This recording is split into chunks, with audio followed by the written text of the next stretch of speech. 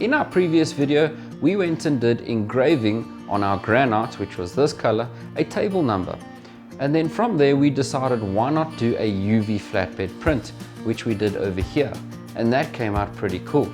However, we didn't get the results we were looking for. So today we've decided to change to a lighter piece of material. We're going to go ahead and engrave the table number on this and then add our ink to it and see how that comes out. And then from there, instead of doing a printed piece like this one, we're going to do a rectangle in the same color but engraved. So follow along and see how it looks. Okay, so we're here by our program, which is LabelMark, and what we need to do is go ahead and import our vector.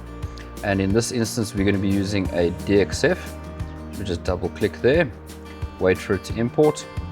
So now we're going to bring it to the center of our page. And what we need to do now is go ahead and change the size. So now I'm just going to highlight this one here. Now I've already gone ahead and measured the size that I'm looking for, which is 45 by a maximum of 80. And as you can see, we're only getting 54 there, but that's fine. Then we're going to centralize it to our page. And from here, we are not going to do any hatching. We're going to leave it as it is. Now, the first thing I'm going to do is go ahead and change the process to 10. I want it to engrave 10 times over. I want the velocity to be around about, let's say 800. And then our power, we're going to leave it 95. And frequency, I'm going to change to 24 exactly. And then from there, we're going to go ahead and push red light here to see that we're aligned. Can't really see it too well, but we can see it here with my finger. It is within the border of this material. So now all I'm going to do is go ahead and push escape and then F2 and start engraving.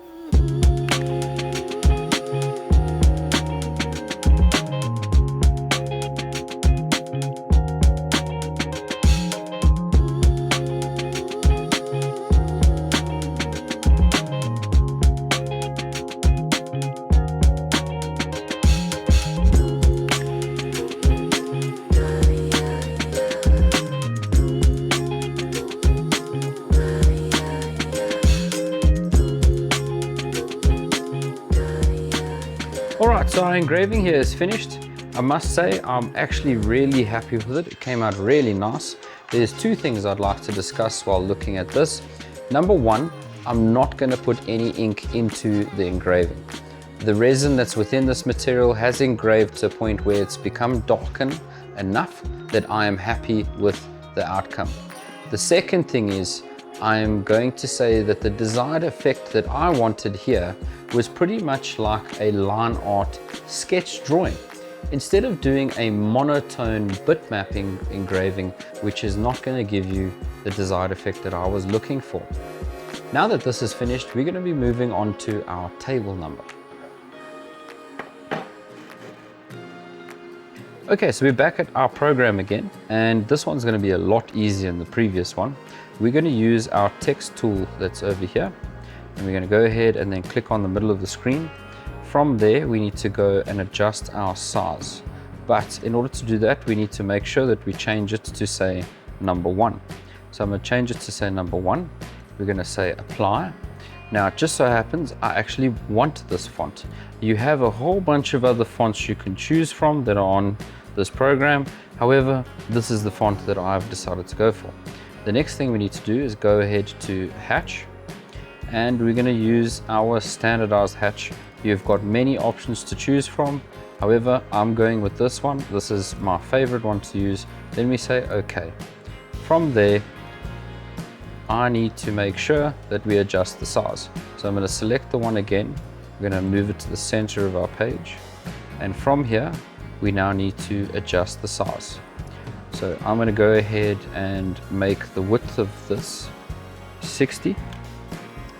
Because we've got quite a lot of space, we can even go bigger than that. But for now, we're just going to see whether or not this fits on that piece that we're going to engrave. If not, we'll make it smaller. From here, we need to go and say red.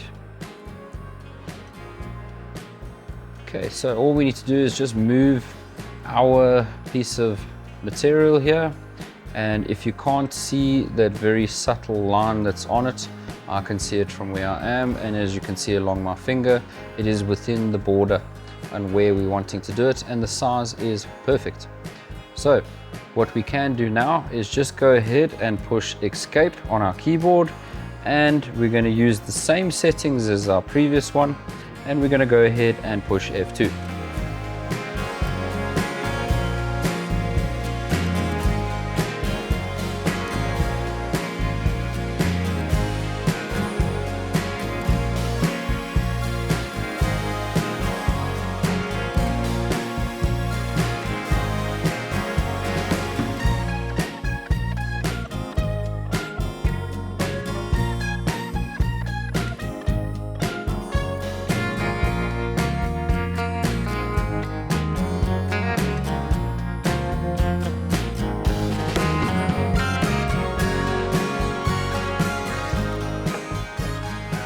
And there we go. Just keep in mind that whatever your artwork is, you've got to keep that in mind for what you're engraving, to the color that comes out of it, and as well as whether or not a bitmap is suited or doing a vector-based engraving. Now, if you want clarity and you want definition, vector-based engraving is the best way to go. If you want a full picture with lots of shadings and you don't mind it being in a rectangle or square because a bitmap you cannot get rid of the background, then that's the way that you'll do it. And that being said, I really enjoyed doing this. This was a fun exercise, and I hope that you guys got some really cool ideas out of this one, because we've got lots more to share with you. And the only way that you can see those is if you go ahead and click subscribe, click that bell icon so that you can actually get notified on the cool things like this that we're doing. That being said, we'll see you in the next one. At AM.CO.za, we sell machines, we fix machines, we teach machines, and we feed everyone in the process. Just for you.